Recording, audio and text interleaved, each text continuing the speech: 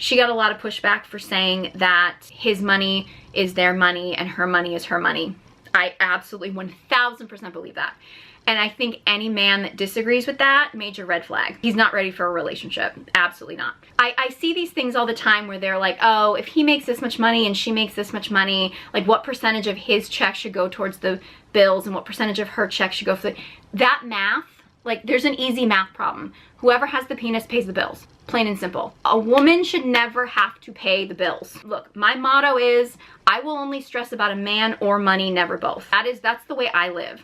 If I have to stress about money, then I don't need a man in my life. If I have a man in my life, he better make sure I never stress about money again. That doesn't mean that women shouldn't have access to money. That doesn't mean women can't make their own money. They can. But a man should never put you in a position where you have to stress about money. If he is, you don't have a man. You just have another child. I absolutely firmly believe that. Men should be the providers. And men want the credit for being the providers. They don't want to be the providers. So if you are in a relationship with a man, you can make your own money, but that's your money. His money should be both of your money, and he should be paying the bills. He should be covering things, and for a woman, working should always be optional. That's the only way relationships work. Any other way, it doesn't work. And I mean, there's a million different reasons for that I could go into all day. The unequal distribution of actual like labor, emotional labor, household labor, childbirth and child rearing and all that kind of stuff.